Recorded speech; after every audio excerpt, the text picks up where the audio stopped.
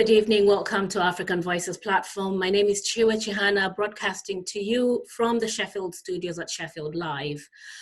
This evening, I've got a coalition of women from different organizations around England and Wales that have been working on a project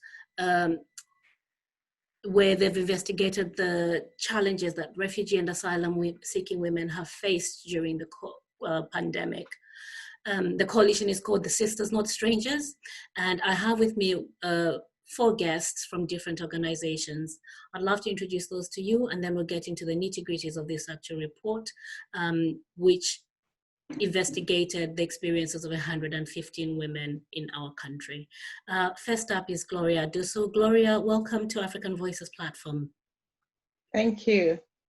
My name is Gloria Adusu from Coventry, originally from Ghana. I'm a member of Coventry Asylum and Refugee Action Group. Lovely, thanks a lot, Gloria. Ibtisam Alfarah. Hi, thank you, Chewy, for inviting us for this really important topic to talk about our sharing our own finding. My name is Ibtisam. I'm from Sheffield. I'm representing DEWA Project, which is a project that started 10 years ago, and we are working and focusing on asylum-seeker refugee women. Thanks a lot, Ibtisam. And Lorraine, please. Thank you. I'm Lorraine Mponela, the chair of CARAG. CARAG in full is Coventry Asylum and Refugee Action Group.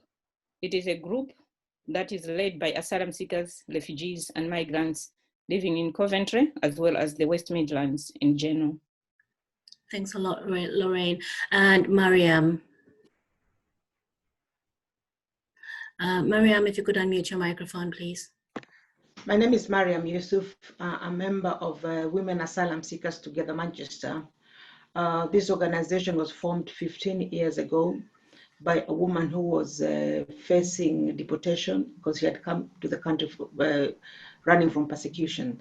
And to date, we have around 200 women who are seeking asylum, and the organization offers them a safe space where they can come and socialize. And it's a self-led by the women are seeking asylum themselves, who are elected by the members, and it's called the management. So they see the day-to-day running of the organization, and we have an employee, a paid employee who does the administration work. Thanks a lot, Mariam. So you are all here today because of the Hear Us report that has recently been released, showing very stark statistics, probably that have gone unmentioned until your report came out by mainstream media. Lorraine, could you just give us an overview of what the Sisters Not Strangers Coalition is and how you came about with the report? Yeah, so we formed the coalition beginning of this year, because by then we also did another report which was called Will I Ever Be Safe? So Sisters Not Strangers is a coalition of 8 organizations across England and Wales. During the pandemic, we've been meeting once weekly. We were meeting to discuss the problems that we were facing in our community.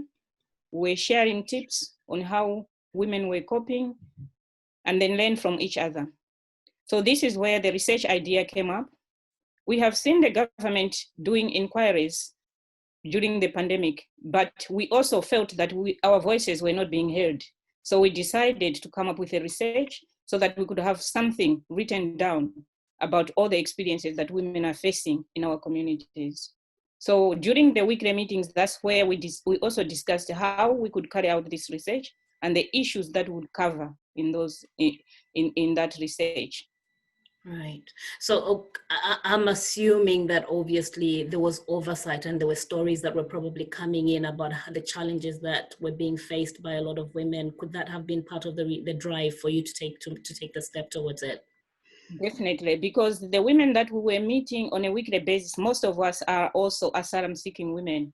So it's issues that we were facing ourselves, but as well as issues that women were telling us in our communities. So as I said at the beginning that I'm the chair of CARAG, CARAG comprises of men and women, and it also has over 100 members. So it is within like our network that a lot of women were coming with so many different things. So as we were meeting, discussing, we saw that there was commonality across the country. Mariam was talking about Manchester, Ibtisam talking about Sheffield, other women talking about other places. So we thought that all of these things that we are hearing, if they could come together in form of a report, that would be very, very helpful. Thanks a lot for that, Lorraine. So 115 women were surveyed for this particular process, and predominantly asylum seekers and refugees. What was it 50-50 asylum seekers and refugees, or just asylum seekers?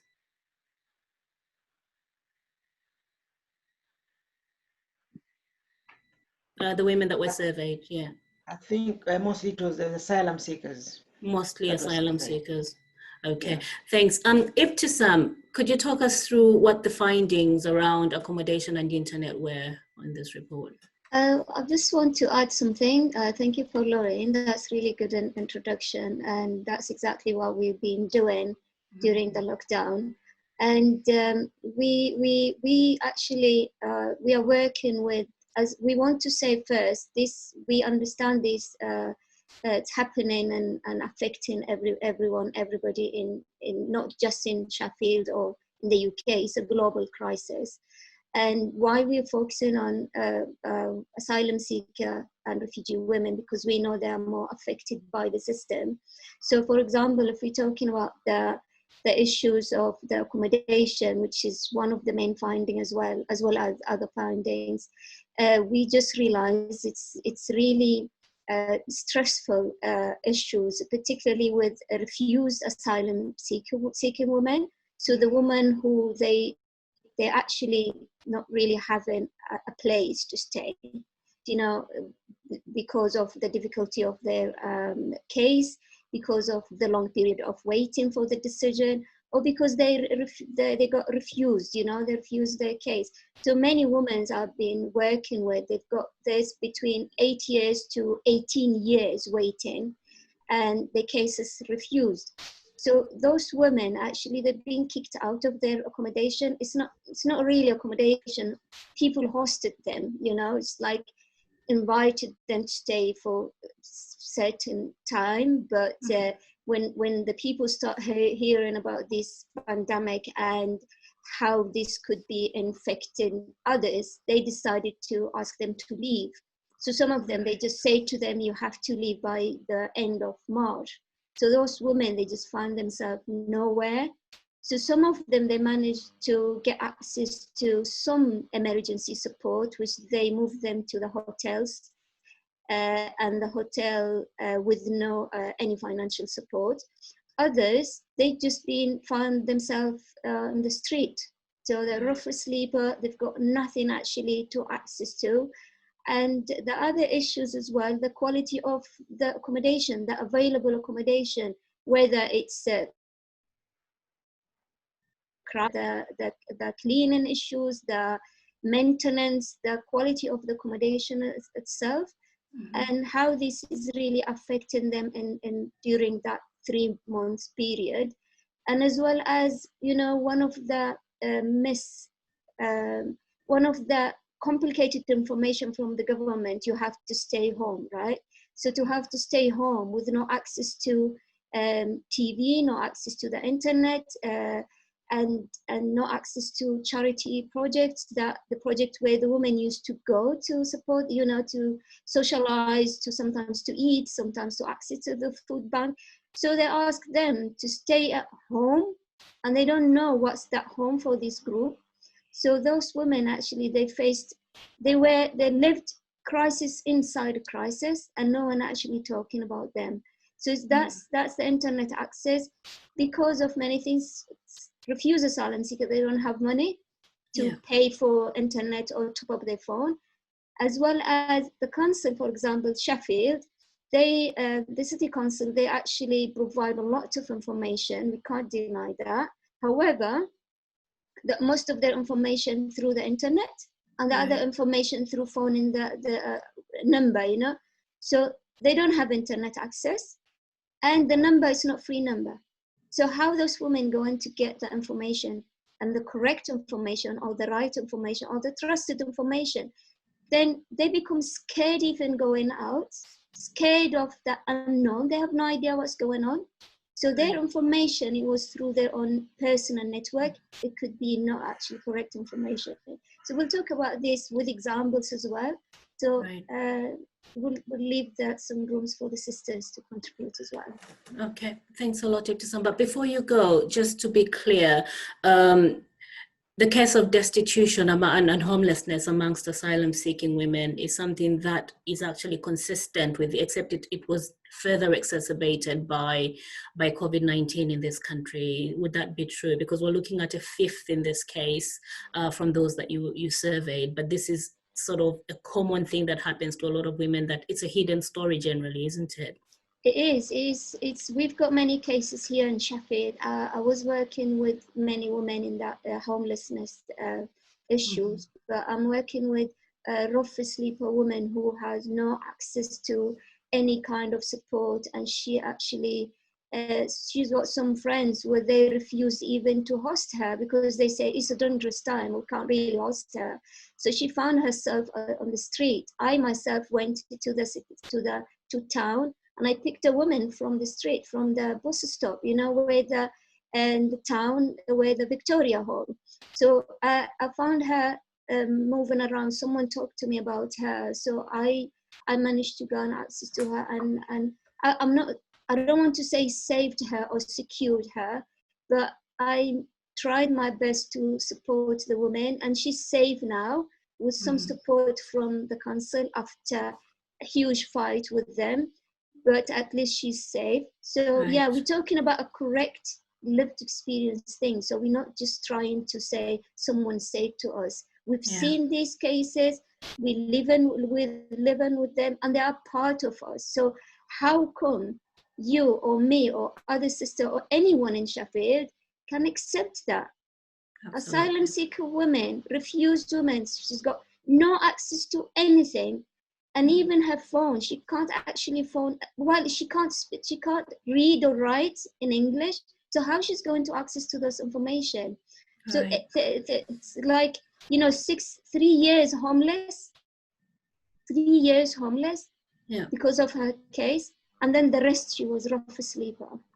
Thanks for sleep that, on the Ibtisam. street. So it's really a real case, and it's still there. And we're still looking for some support for her as well. Okay, I'll come back to you on that one. But I'm also, ladies, I'm just thinking of the fact that women seeking asylum ordinarily would not be entitled to public funds anyway in this country. But I'm assuming that this was quite a heavy feature in your survey. Lorraine, would you speak about financial support and how asylum-seeking women have been impacted during the COVID-19 pandemic? Yeah, so if you can remember, Chiwe, at the beginning of the lockdown, the government announced that those who are on universal credit, they were increased by £20 every week. But for asylum-seeking people, it stayed on £5 every day. There was no increase. Campaigners tried their best to say, can the government also put £20 extra per week for every asylum seeker, because they have added to everyone who is on benefit £20 a week, considering that there are other challenges that have come up because of the COVID-19. But that never happened.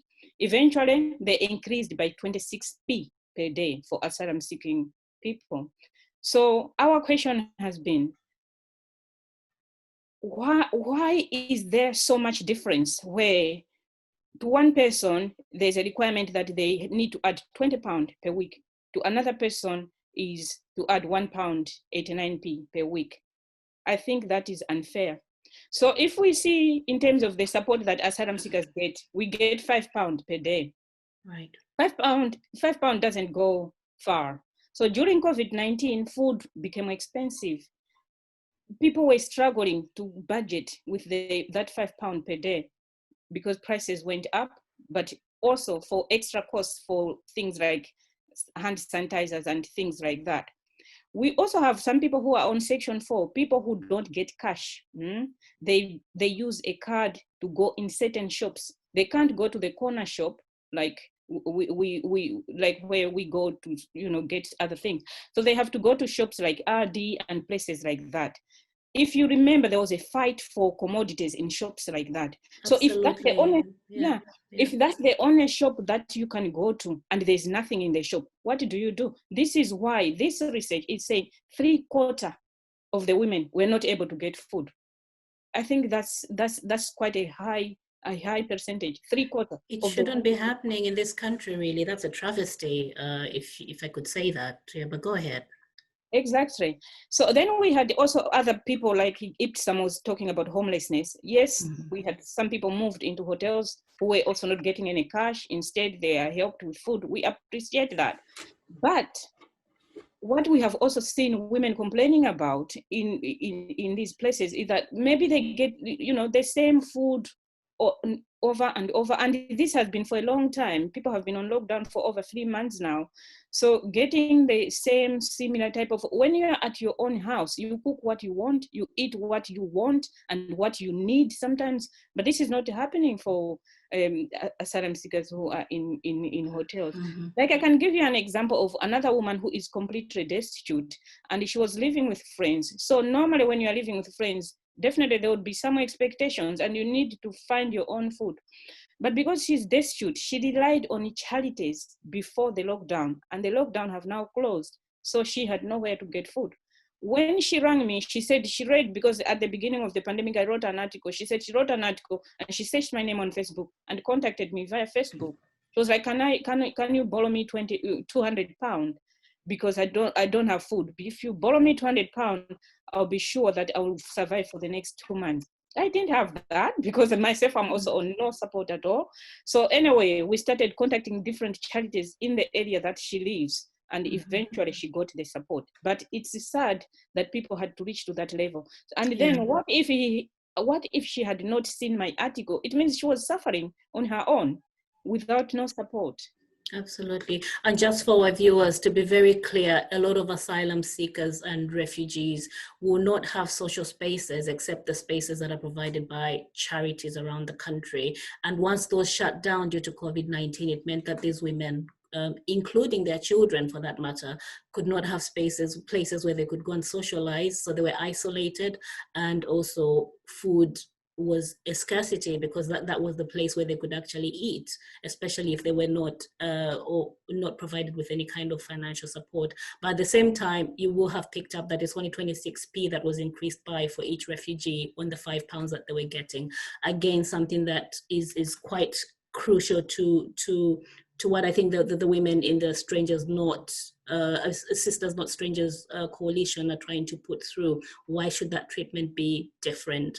Humanity is humanity after all. I'm just going to move along, ladies, and talk a bit about mental health because all these things are interlinked. Mariam, what was the mental health? What has been your finding around mental health with these women?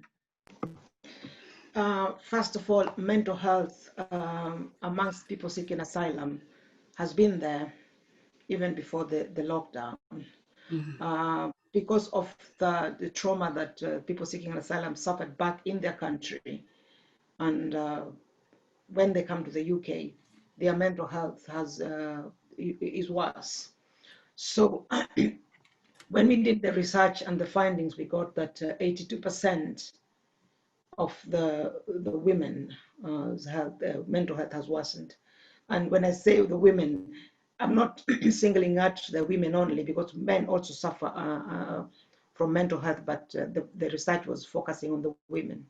So, as I said, 82% of the mental health of the women worsened because they were not able to access help, especially during the lockdown.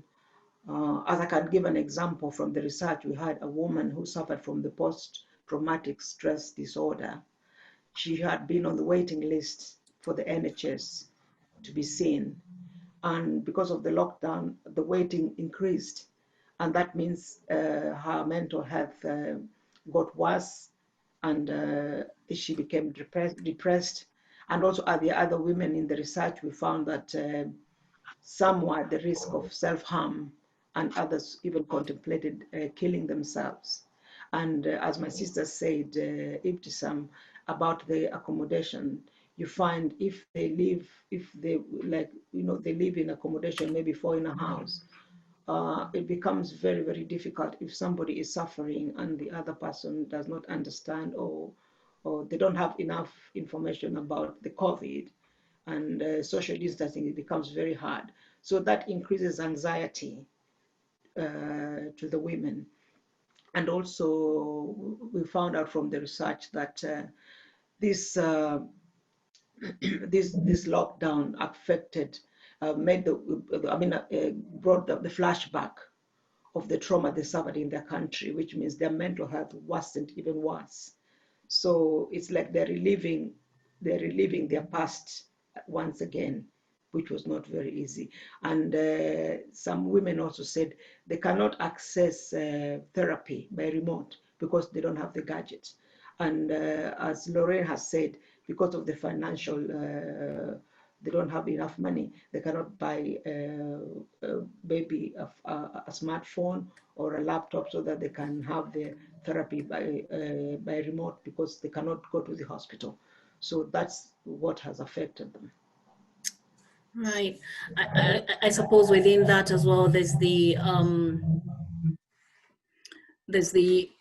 situation where some people had their cases pending, and they were due to hear. I think those were being postponed in all the courts during that period. So I can only imagine that would have exacerbated their mental health traumas, really, didn't it?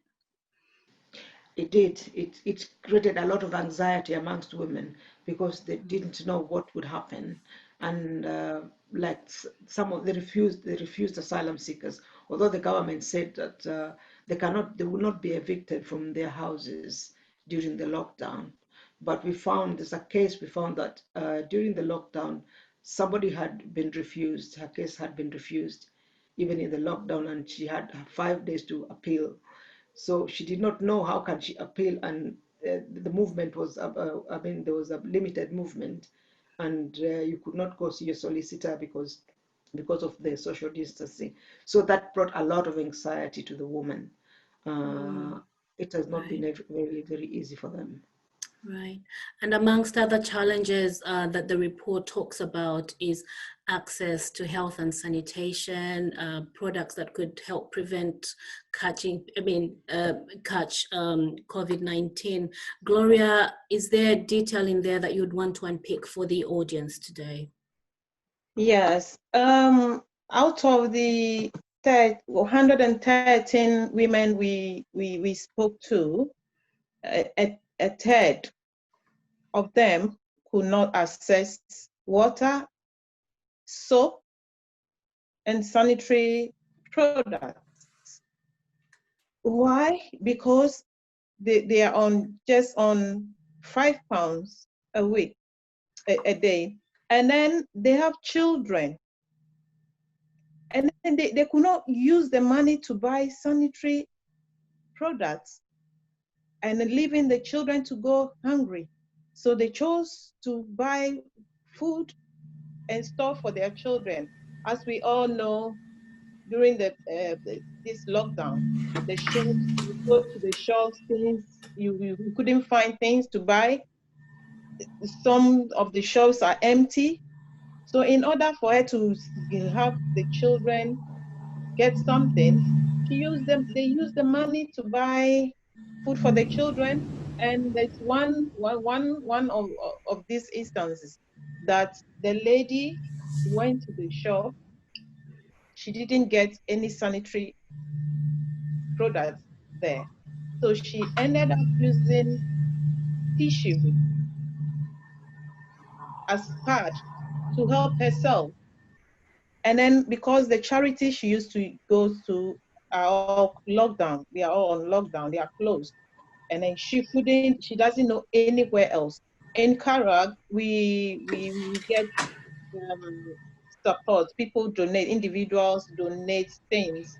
So at least when we go to meetings, we are able to get some sanitary pads and soap and so, but then every place, that place is also locked down. The people there have been moved from there to hotels. So you see, there was no way. One midnight, I remember one of the lady called me and started crying. It was midnight. I can't even go out. And she said she didn't know she was, because of the stress she was going through due to the lockdown. She didn't know she would have her period at that time. And it came that night. She didn't have nothing. You can just imagine. And then she has to call me, thinking that because I've been a volunteer in some charities, I may have something, I may have those kind of things to maybe help her. Mm-hmm. So I tried, it was a weekend, so the charity is not able to even help there. So what I did was I was able to wake up. I said, okay, she should calm down. She should calm down. She should just find a way to just keep herself clean that midnight, because I won't be able to come out. But then the following, I had to wake up, leave my child with a neighbor, Yeah. take a taxi, and then went to her to give her a few before to use for the weekend before we get her to go to the charity. So seeing all this, it's really difficult. It's been very difficult Right. for our women to Mhm. access soap and things. And with children, we've got children. So they'll definitely choose between children, and before them they'll choose to protect the children. Absolutely, and early on in the COVID-19 crisis, when measures were being put in place, there was emphasis on wash your hands, sanitize, have soap. So that was really, it must have been traumatic. I have spoken to somebody from a different perspective as well here in Sheffield, who works with people that are affected by thalassemia, a blood condition, and she was explaining to me how one of the people in her support network was due for a blood transfusion but was afraid to go out because they didn't have access to soap or in fact hand sanitizer, because there was also a lot of misinformation out there because people thought that they needed hand sanitizer and not soap as well, and they couldn't afford this, and so they were saying, I'm just going to die in my house. He literally was willing to die at that point. That's the kind of trauma that has been experienced, especially within the Black Asian communities in this country during this period. Ibtisam, I just want to get back to you in the case of the accommodation situation and the internet. COVID-19 hasn't gone away as things stand. Measures have been lifted somewhat, but we're not out of the woods yet. So this is still happening. What are the recommendations that are coming out of the report as far as accommodation is concerned, given that this is still an ongoing crisis? You know, with the accommodation, we have to categorize this accommodation, you know. So when, you know, I experienced the system, so I was part of accessing to the system, and I know how it's difficult to get what you want if you are asylum or you moved from the asylum to the asylum case to become a refugee. But we're not talking about the refugee people. At least they've got right to work. At least they can access to, if they're not working, they can get benefit, whatever the benefit, disability benefit, whatever benefit. But we're talking about the asylum seeker and refugees, refused asylum, right? So we're talking about these two groups. So if we're talking even about the asylum, who still, their case is still with the Home Office, so they're still in the system where they've got support. That support will be the accommodation and small amount of money, you know, cash with cash card. So this group, if I'm going to talk about this group, you know, the minimum people stay in one house is 4, right? Sometimes 6, sometimes more. So we're talking about, if we're talking about 4, and then the 4, they've got this the accommodation with the facilities and a room for each. So we're talking about the condition of that facilities. So we know third sector, they've got contract from the Home Office to run this the accommodation. So this third sector, without naming them, because everyone knows them, they are on all the media, newspapers. So these actually third sector. I think for the purpose of posterity, I would really want you to name them. For example, in Sheffield, which organization is running accommodation for asylum seekers, given we're talking about a crisis here? Yeah, but I don't want to be really specific because maybe other sisters will name them because they That's fine. That's okay. Go ahead. Yeah, because I met some of them, and they sadly, I just don't want really, because I don't want to say they're lying, but I'm not saying that, right? So so what is going on really is they're not, so see, their contract, this is really important. Their contract said to provide safe place for the asylum seeker. Safe place doesn't mean a roof or walls. It doesn't mean that only, right? It means safe from the kitchen to the toilet to the mattress to the windows to the curtain. So you have to be able to physically distance in this case under the current conditions as well. Exactly, right. So if the kitchen with whatever the facilities is not actually clean, if there is no maintenance to the room, if there is no fix or maintenance to the windows, so how this is a safe place? That's one. Second, these people actually, when they provide the accommodation, they threaten the women. I'm saying women because they are more vulnerable group. And when they came to the country, they seeking safety, right? They're not here to enjoy their time. People will never leave their place, their country, their family, their friends to just enjoy themselves outside unless they're on holiday. So if the women arrive to the hostel in the beginning after the screening, and then they've got this accommodation, the third sector to provide them with a safe place, a good quality place, right? So, and they got paid for it.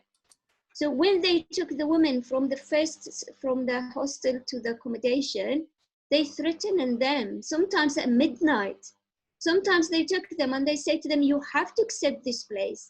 No, this is not safe, or whatever the reason, because they've got rights in the contract to say, but because they don't know anything about their rights, so they come to the country, they know nothing about their rights. Then, if they say no, or whatever, so they say to them, I know this by experience. We're going to throw you at the street. Yeah. So At if I'm midnight. getting you right, just to be clear that I'm getting you right, Ibtisam, your recommendation at this point is around the management of accommodation services for asylum-seeking women. Right? That's one. The Home Office needs to pay attention to who's providing the service. The service provider needs to know, we know what they're doing. Okay. The asylum seeker needs to know what's their right, right? That's one. So provide an accommodation for everyone who are seeking asylum. That's one. The second one, we're talking about refused asylum. Those people actually, they're on the street, not just homeless. Homeless, they may go anywhere or invited by friends, but we're talking about rough sleeper women and people. So where we can't take these people, where are they gonna go? So why there is nothing available for them? I'm saying nothing because it's nothing. So the recommendation there is to provide the accommodation, safe accommodation for everyone. If we're talking about the pandemic crisis, yes, they have to provide it to everybody. So that's one. In terms of that connection or internet connection, if they ask, if they talking on October, we may face another crisis, right? So if they said stay at home with no internet, no TV license, no TV, and that amount of cash that they can't even pay for their transport, right? How are they going to cover this kind of accessibility to the internet? In terms of accessing to the mental health support, if there's like, for example, DEWA works with the City of Sanctuary, and we work with nearly citywide food banks. So how these people going to contact the food banks or City of Sanctuary if they don't have access to the internet? So other organizations, they provided stress management support. It needs to be through Zoom, right? So how are they going to access to it? So mental health, they're affected by the lack of internet or lack of support. We're talking about buying the initial things. Again, we're talking about the internet, how they're going to access to it, knowing about the information, updating themselves about the information, how they're going to do that. So what we really looking for to get a support for safe accommodation, that accommodation actually human accommodation with dignity. That accommodation will save you, will makes you like feel you are human, right? Lovely. And maybe and the internet, if they can provide it. Ibtisam, when you're talking about access to the internet, we're really talking about access to information that can be understood as well. So I think another element of that is information should be made available so that people can actually understand it and clear. Yeah, that's crucial. How is that looking as far as recommendations are concerned, Lorraine, on finances in the report? What are you recommending? Yeah, so the pandemic, as we have seen, it has shown that we are living in an eco country.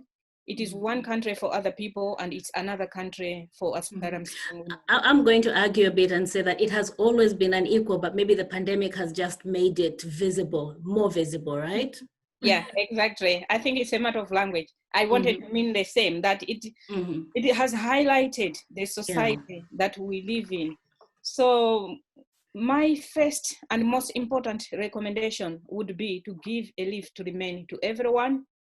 If we want to go forward, living in a fairer society, everyone needs to access to money, access to healthy care, access to benefits, if that's what they need, access to work. As my colleagues have already been saying, we are not allowed to work. We cannot access any benefit. That leaves women in exploitative situation, exploitative environment, which we don't need. So the first thing for me would be to give a leave to remain to everyone so that we can all participate equally in this society.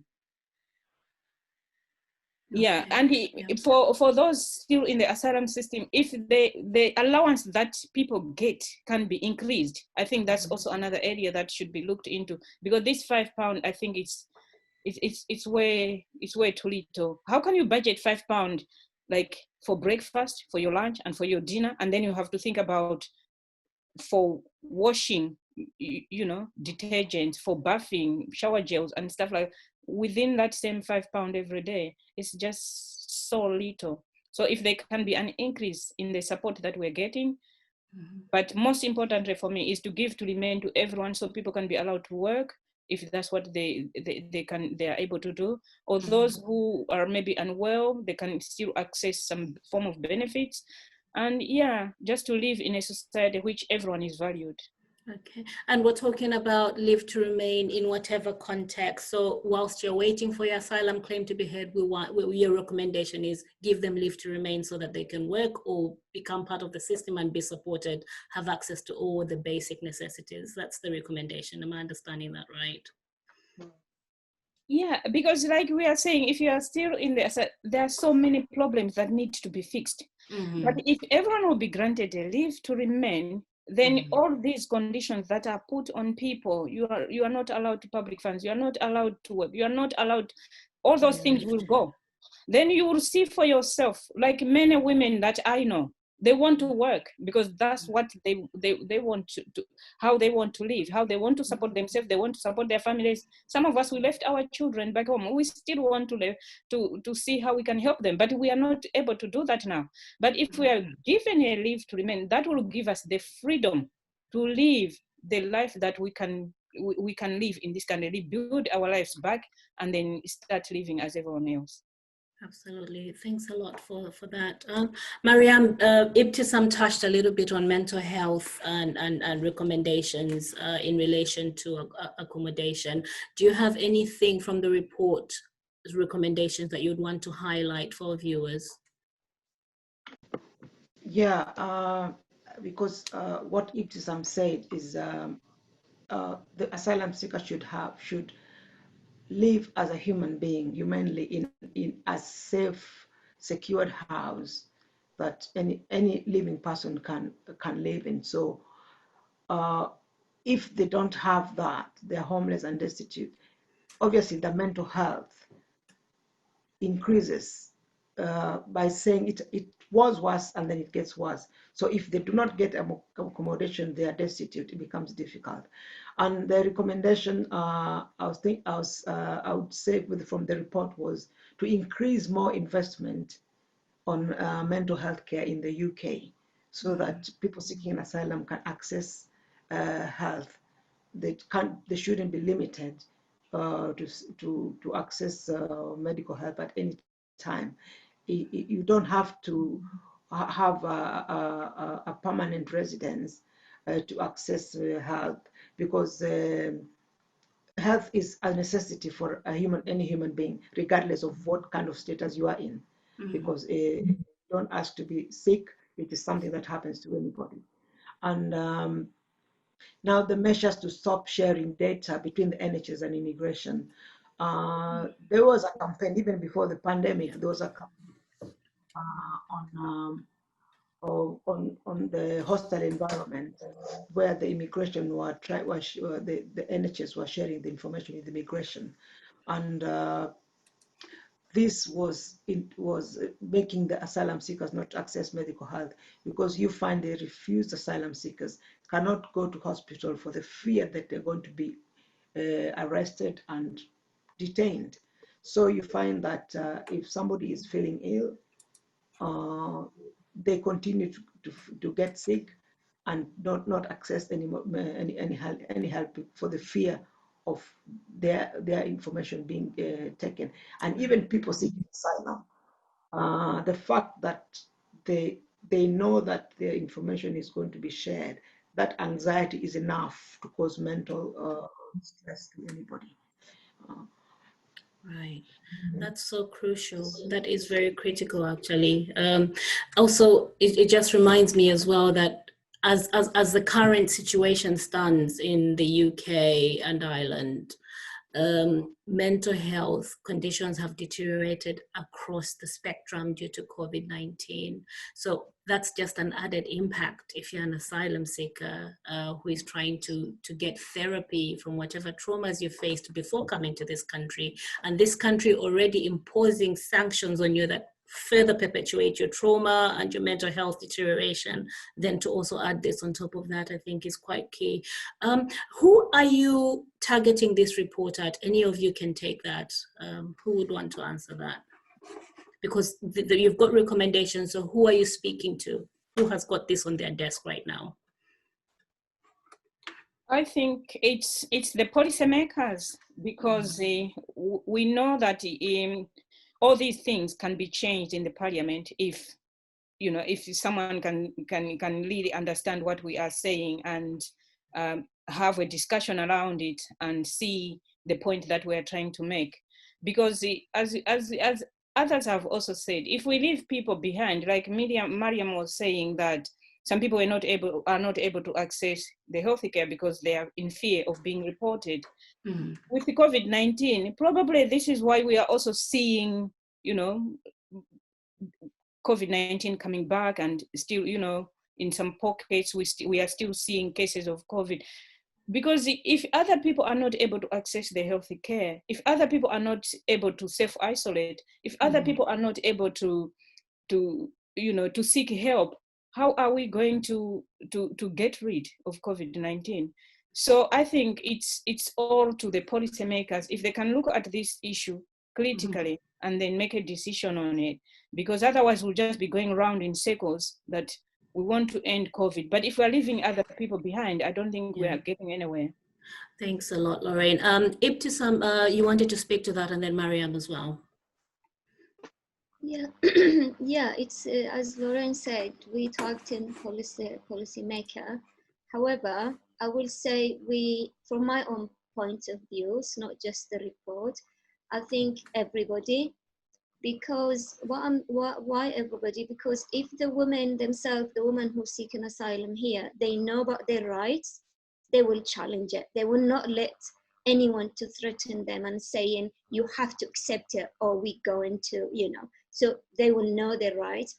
And with DEWA, we have good experience with like visiting the center in Wakefield, and to try to raise the women's awareness about their rights. Can I just come in there? So this is the initial accommodation that asylum seekers are placed in Wakefield. Yeah. Okay, go ahead. So women needs to, not just women, I mean anyone who arrived to the country and the government or the country allowed them to come and they accept their cases, they should tell them about their rights.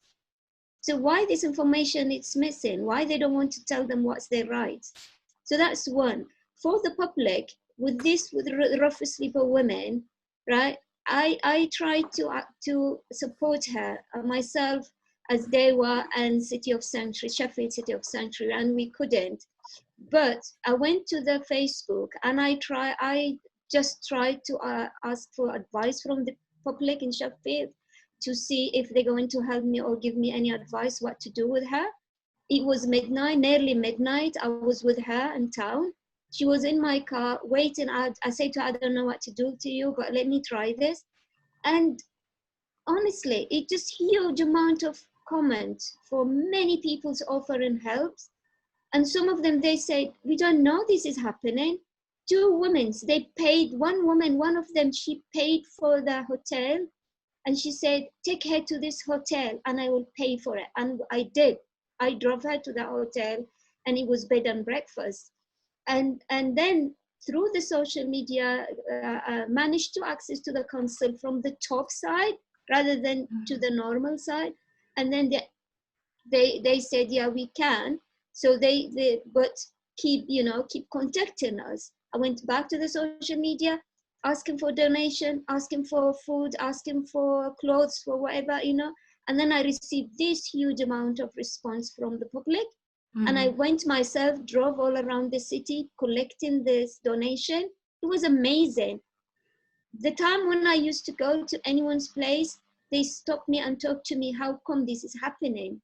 And please keep us informed. So these kind of things. So women need to know their rights. The council needs to do more. They think they're doing a lot, but they're not for this group.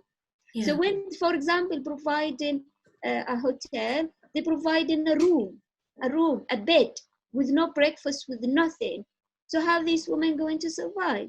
So I phoned them, they said this is what's available and it's just for her. So that kind of council needs to work really hard to really benefit those women.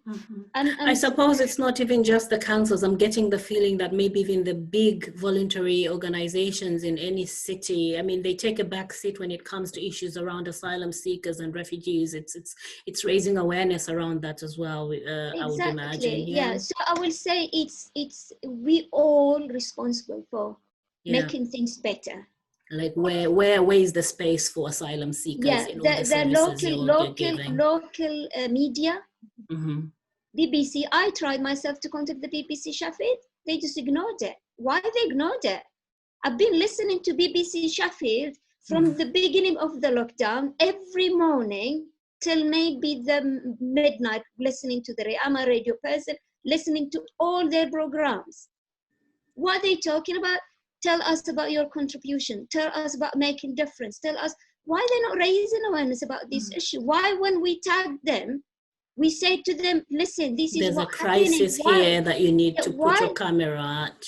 Why they didn't really get in touch or trying to understand what's going on, rather than all this. They doing amazing work, but why they're ignoring us? So let me just bring Mariam in, Ibtisam. Thanks a lot for those powerful points. Mariam, go ahead. This report, the target group that we are really targeting is the charities organization that support people seeking asylum, and really the policymakers, as Lorraine said, and also the British public that do not know about the asylum seekers or not support them because they don't know what they're going through. So by highlighting this, then the public are aware, then that could have a mindset.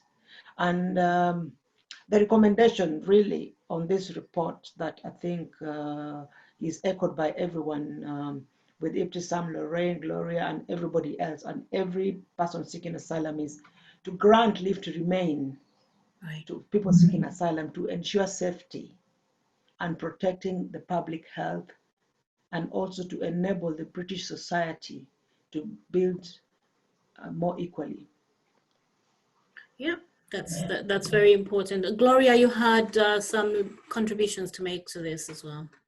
Yes, yes. I just want to add to the what my colleagues are saying about recommendations. I strongly recommend that we be given the chance to work. The asylum seekers should be given the chance to work so they can be able to afford anything for themselves and for their children.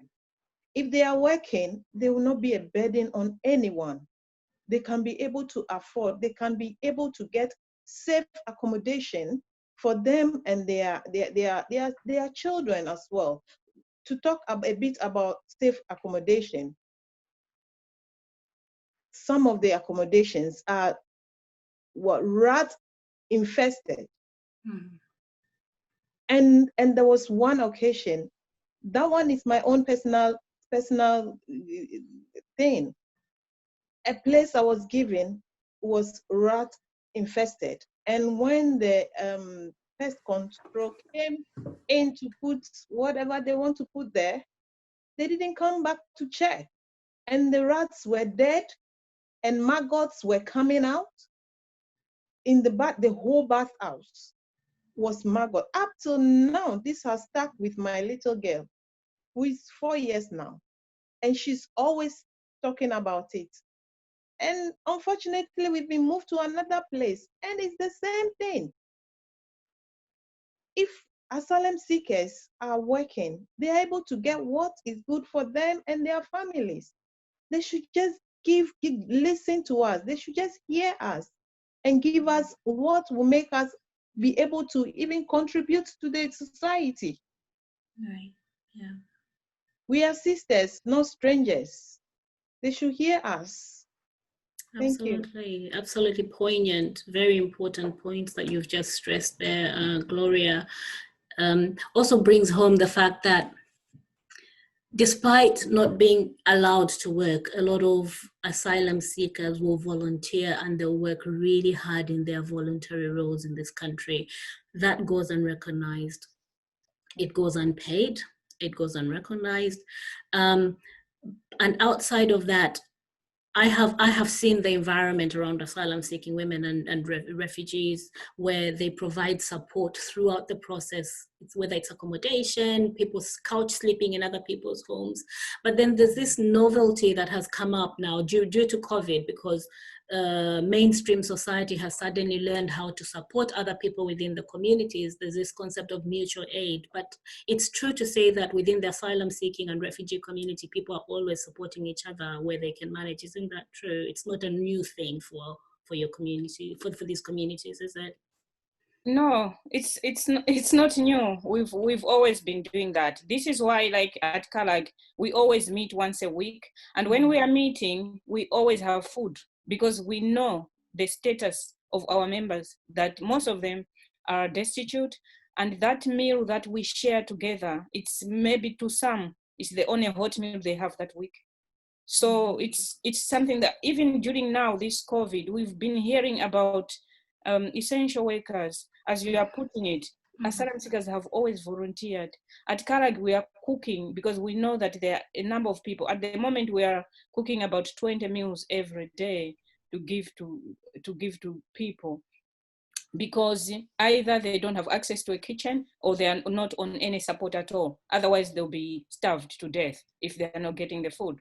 So we have continued to do that, but not just that during this time, it's on like daily basis. So it has added a lot of work on our team. Gloria is one of the people who has been cooking as well for people who are destitute, which is really amazing, but it's never recognized. It's never recognized. I am very aware of that. So could you, Lorraine, whilst I've still got you speaking, could you just give me a bit of a summary of what you anticipate next for the Sisters Not Strangers Coalition? Beyond this report, what's going to be happening? Yeah, I think we'll continue to work in unity, and that we can achieve more, because as we all know that in unity there's always big things that happen. So we have been, we've been together during this time of the pandemic, which was the hardest time. I just hope that we'll carry forward our unity and maybe do a lot of things. The Sisters Not Strangers platform, primarily our aim is to end destitution. So this is the platform where we'll be talking about ending destitution. So everything, like in the next 2 weeks, I was just discussing with one of the ladies at Women for Refugee Women about, can we reflect on how else we can take through our destitution work during the coming months. So it's something that we are reflecting on, and we'll see what other steps we can take. But our aim is to end destitution, and Sisters Not Strangers, that's the platform where we are doing all the work to end destitution amongst asylum-seeking women. Thank you. Mariam, if people want to get involved with the work of Sisters Not Strangers Coalition, how can they get in touch with you and become part of that, if organizations or people? Well, our organization is already a part of Sisters Not Strangers. And as Lorraine said on the campaign, so it's an ongoing thing, and we are involving the women. Because on the regional meetings, we were having a weekly meeting, and we were encouraging the women in our organization to take part and share the experiences, and also contribute to, especially when we talk of destitution, because when we formed this Sisters Not Strangers, it was ending destitution, and that is what affects people seeking asylum so much, because day in, day out, and the charities are so overwhelmed that they cannot cope. So it is something that we really have to do, because charities cannot cope, and they're the ones that are supporting people seeking asylum. So if we work together and continue the campaign on destitution, I think we'll head up somewhere. Okay, so by that, I suppose you mean if for the Manchester-based people, they should come to WAST, they get in touch with WAST, in this case, for Manchester. Yeah, in Manchester, really, anybody who's dispersed to Manchester, they're always being given advice to come to WAST Manchester. So before the lockdown, our drop-in, because we have dropping every Friday, that's where the women come together. As Lorraine said, they have a hot meal. We also have a hot meal when the women come and share, because it's a safe space. So we always have every new members joining in. So, and when they join, they want to know the activities we do. And one of the activities that is in WAST is a campaign on destitution. So that is one way of them joining in. Thank you. And Ibtisam? I want to say thank you to Women for Refugee Women in the beginning, because without them we will not be able to, as DEWA, we will not be able to support more than 30 women in Sheffield with internet connection, with some support. So that really want to thank them, because they were the only people who actually believe in our work, and they directly, when I raised the issues with them, they were very happy to support DEWA. So and would like to actually thank City of Sanctuary as well for linking DEWA to their system, and then will become able to access to all the food bank in the whole city. So yeah, if anyone wants to get in touch with us, I think we've got our Sister Not Strangers website. They can even use the hashtag on Twitter. They can access us through Women for Refugee Women, or they can, for DEWA, they can access us through Twitter, DEWA Project, Facebook DEWA Project, or our website. So my phone number as well, it's on the website, so they can get in touch with us. And yeah, through the other organization as well. So yeah, and I really want to just say that to the Sheffield public, many of them, they were really, really generous and they're really supportive. So yeah, that's what I want to say. Okay, thank you very much. I'm making the assumption that Lorraine made some remarks on behalf of CARAG. Gloria, or do you want to say something? Yeah, I think Lorraine has said it all. Anyone who wants to assess women for refugee women or CARAG, we've got websites and we've got Twitter accounts. They can join us through our Twitter account. They can also join us on Facebook, and as well as we've got some beautiful podcasts as well, program going on as well. They can listen to it, and our phone numbers and everything is there. Thank you. I would really, really love to thank each and every one of you for joining us on African Voices platform for this special edition, again, related to COVID-19, where we are highlighting within the communities what is being done by people, by individuals who are often not seen. And as the report, the Sisters Not Strangers Coalition has aptly named, they're not being heard. So hear them and join us again on African Voices platform every Wednesday and Sunday, and subscribe to our YouTube channel. Thank you.